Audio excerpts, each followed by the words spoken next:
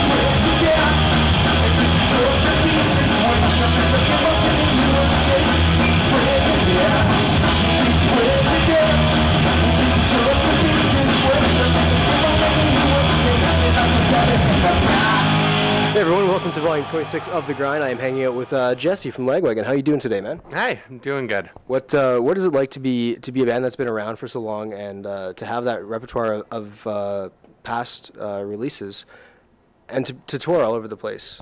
Very tiring, but it's good. We used to be on tour 10 months a year, and it got a little bit rough, and tensions would start to run a little bit high after the first, 6 or 7 months. Yeah. So we've kind of scaled it back to maybe 4 months a year or so. What has been the best tour experience, if you could just pick one out of your mind? Probably just whenever we get to go to places that we've never expected to go.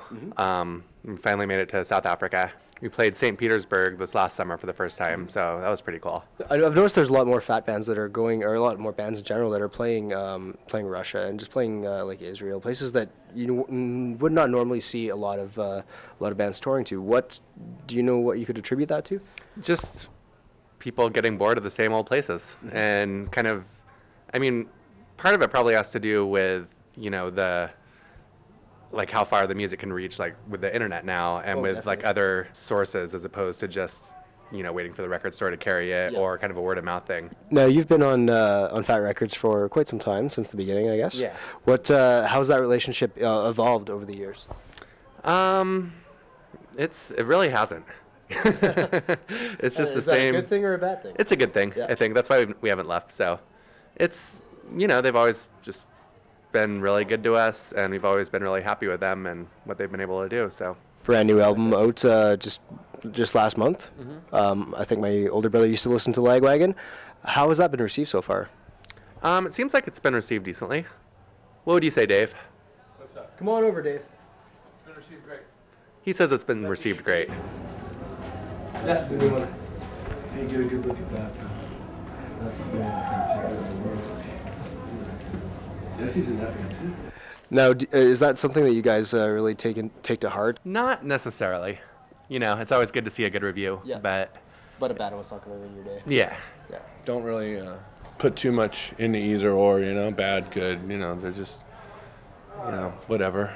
Reviews are reviews, you know, take the good with the bad. You guys are also involved in other musical projects as well. Would you like to talk about that a little bit?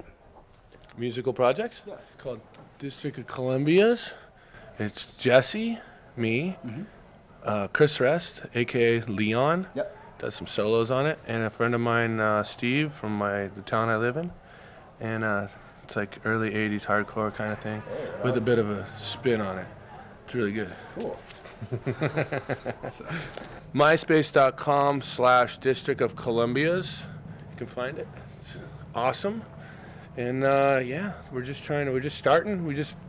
It's all DIY. We made these. We make everything. Nice. Yeah, it's just it's 6 songs. So, but we wanted to get it out there. It's been something we've been doing for like 5 years. And we had all these songs, and we're like, well, let's just make an EP or something. Yep. Seems like the thing to do these days. Make an EP, but, you know. So, it's cool. And we're going to start playing shows and doing stuff, so. Also, you guys are involved with Me First and the Gimmies? Yeah, dude. That? Yeah. And there's... What has, obviously, the re-release, almost, of the A-sides. Yeah. What else can we expect from Me First? I'm sure eventually we'll probably do an actual new album, you know, but as of now, I don't really know what material it'll be. I've heard a few things thrown around, but don't know exactly at all what we're going to do. So when everyone's kind of touring schedule mellows out, we'll probably do some more touring for this A-sides thing, because we just did 8 shows before this tour in California. So probably next year we'll probably do some more touring, and then maybe somewhere in there just try to maybe do another album of whatever, you know. I'm not really big on the decision making of that band, so I'm just someone who flows with whatever. What would you like to see? Well, one of the things that has been thrown around, but it's been thrown around for a while now, so it's not necessarily going to be the thing that happens, but is ballads, songs, 80s ballads, or just maybe ballads. I don't know if it's going to be an 80s thing or what it's going to be, but that's something that's been thrown around for a while. So that could be fun. I mean, you know, there's a lot of cheesy ballads, but we're going to have to weed through them and see what works and what we can tolerate. What we all agree on. Yeah. So that's the thing. But yeah, something like that. That'd be fun. I think that'd be cool. I think there'd be a lot of people looking forward to that. Yeah, but right now we've been playing some of the songs off this A-sides I hadn't even heard in like 10, 12 years since we did them, because they weren't on any CDs or anything. They were only on 7 inches, and so when we got them, we just started playing like Uptown Girl and some of the others, but it's cool. It's fun. You mentioned 7 inches. You also released your brand new EP on vinyl. What do you think about the resurgence of vinyl these days?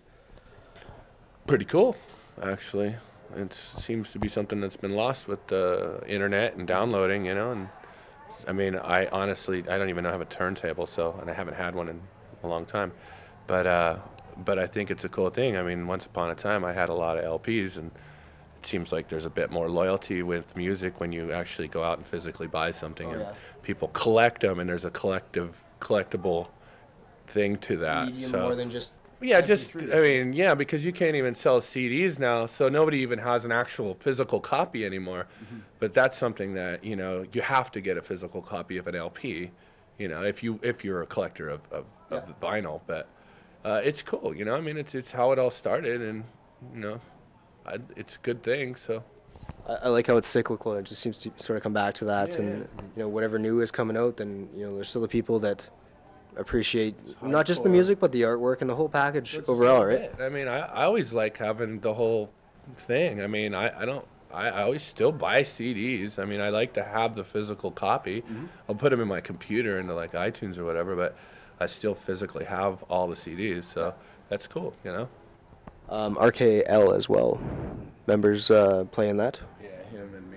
Hiding off camera there. Would you like to join us here? He's also in the District of Columbia, right there. We were talking them up a little bit earlier.